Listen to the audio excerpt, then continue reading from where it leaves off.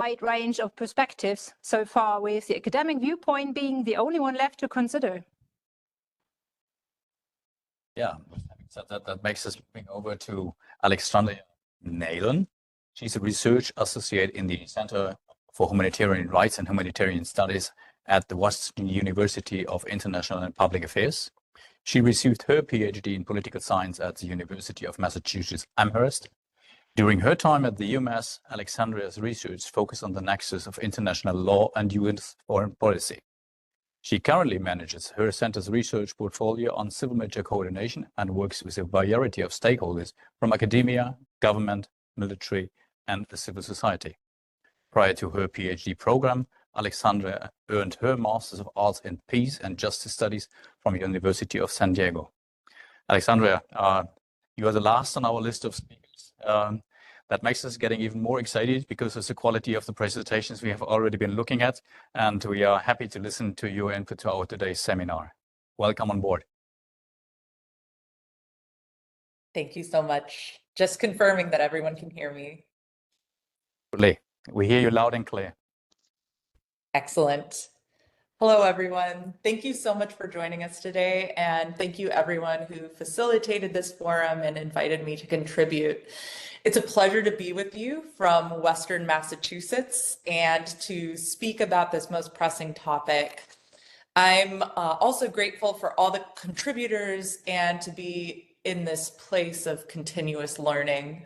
My intervention will take a slightly different tack from the other esteemed speakers in that I will zoom away a bit from the specific details of our case at hand and give some thoughts on the value of academic practitioner partnerships for studying the issue of humanitarian access in environments such as Gaza.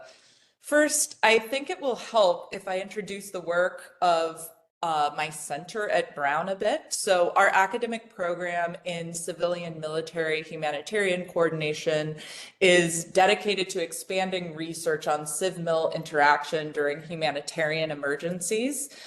With this hyper-specific focus, it is really the only university-based program of its type. So our program at its heart is motivated by feeding research into practice, what I call a pracademic approach.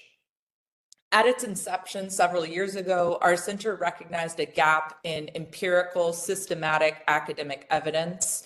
A lot of the data available was anecdotal, which is very valuable, but can be made even more valuable and impactful when validated or challenged by systematic research.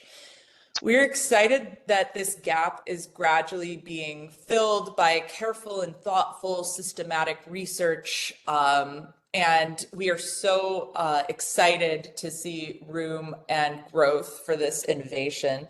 In navigating the complex landscape of humanitarian access in non-permissive environments such as Gaza, it becomes increasingly evident that addressing these issues requires a collaborative effort between academia and practitioners. Academia, on the one hand, excels in rigorous research methodologies, data analysis, and theoretical frameworks that help contextualize and comprehend the complexities of humanitarian crises. It also offers, I argue, a neutral testing ground for building big ideas and providing a convening space for actors in the civ-mil space with different and oftentimes competing interests. Practitioners offer invaluable real-world perspectives grounded in the challenges that they face daily, providing a pragmatic lens that keeps academic research honest and practical, and helps to test and refine our models. These partnerships foster a dynamic exchange of knowledge. Academics can tap into a wealth of data and firsthand experiences that practitioners possess, and helping gain the nuances of on-the-ground realities. Simultaneously, practitioners might benefit from the insights and innovative solutions that academic research can offer through systematic study, enhancing hopefully, effectiveness in addressing humanitarian access issues. The collaborative efforts between academia and practitioners also contributes to also contributes to bridging the gap between theory and practice. By actively involving practitioners in the research process, academia tries to ensure that their findings are not only relevant, but also applicable in the field. This alignment enhances the impact of research outcomes as they are more likely to translate into meaningful, actionable solutions. In the specific context of the Israel-Hamas war, the intricacies of humanitarian access issues are deeply embedded within the geopolitical complexities of the region, as discussed by our previous presenters. Academic practitioner partnerships, in my opinion, can become instrumental in unraveling the layers of challenges faced by aid organizations and their partners in the military seeking to deliver assistance in such conflicts. For example, our current project on humanitarian access, funded by the World Food Program, takes a grounded approach to studying humanitarian access negotiation in non-permissive operating environments. The case studies for this project include Haiti, Burkina Faso, Mali, Niger, and Ethiopia. For this project, in addition to rigorous case study research, we are interviewing humanitarian actors on the front lines of access negotiations in these responses to learn what day-to-day tactics they employ and what they need to do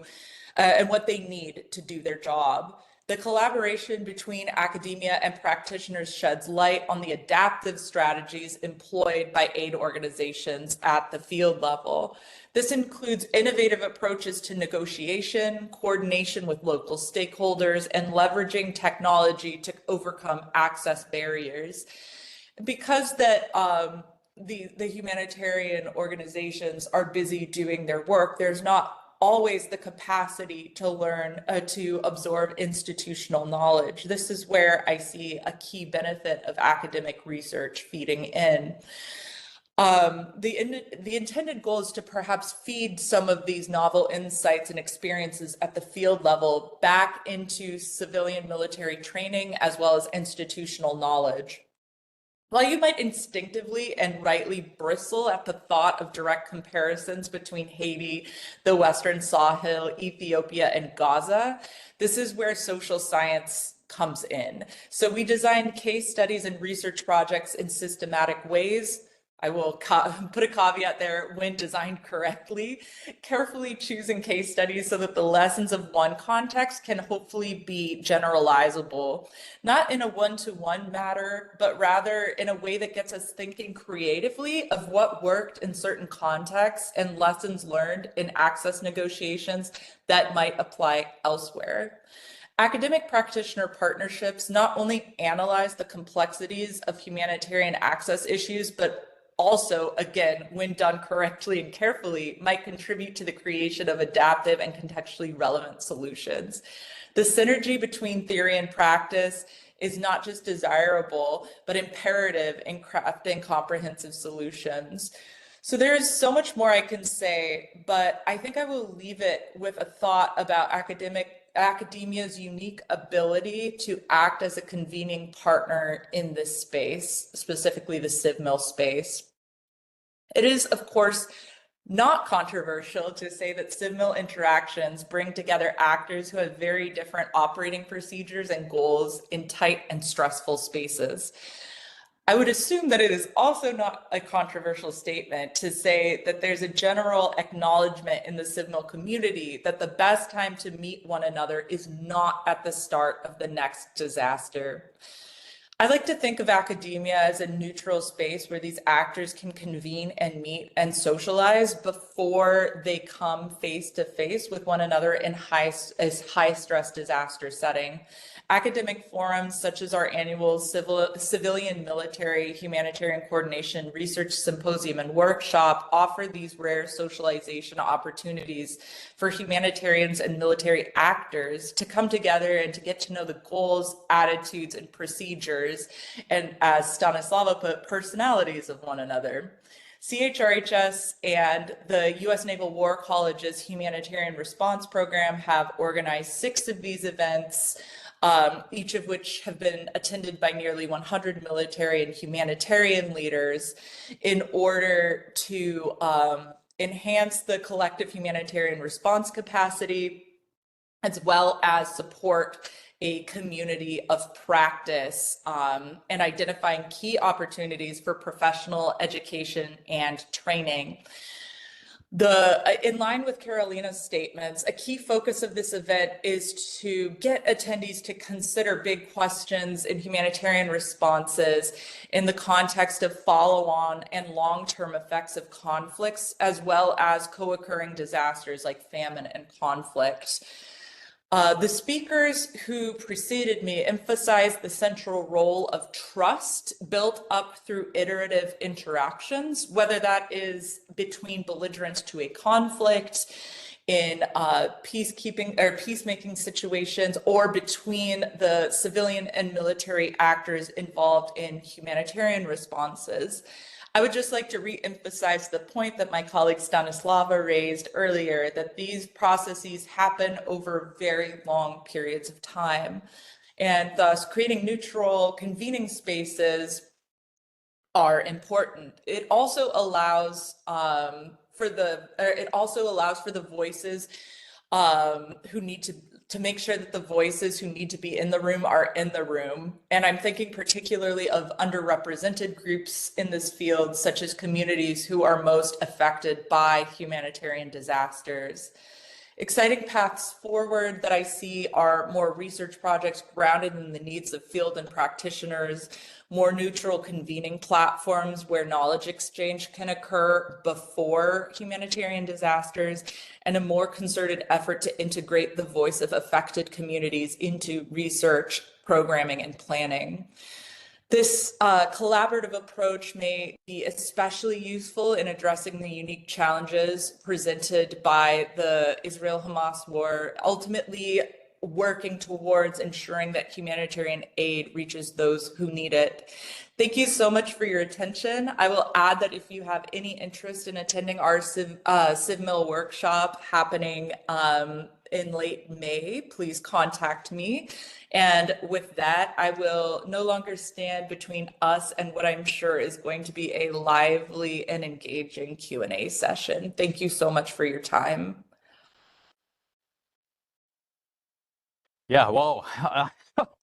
A lot of takeaways already kind of addressed. I have put down notes, and I do not even know where to start with. But I like you emphasizing, Alexandria, very much the need for us to meet before, and let me say so colloquial, shit hits the fan. And I think one of the places to do so is actually our today's seminar. But nevertheless, also the event you just introduced, where you kindly invited us to. I see a running subject occurring already when I look at all the presentations we were invited to listen to, in particular when it comes to the complexity of the subject we are looking at, requiring research, filling that research gap as you appropriately addressed by, for example, employing academia to do so. That link between academia on one hand and the practitioners on the other hand, probably leading to case studies we can look into, finally helping us to also find actionable solutions. I think that's also a key word we need to keep in mind. I can reveal that secret that within our trainings being provided at our institute here at the Systemic Center of Excellence, we have always that challenge as well to see subjects of complex nature to arrive, which have to be put in front of the students, where the students keep asking for those actionable solutions. So there's something which unites us on top. And I leave it at this point. I just want to emphasize that those seminars and those occasions, as we currently do, including the trainings being provided by certain institutes, including our house, do provide this kind of platform to meet at the point where we can make us fit for the challenges to come, rather than just being confronted with something where we have to react up on ad hoc. I like to leave it at this point by saying, okay, we might deserve another 5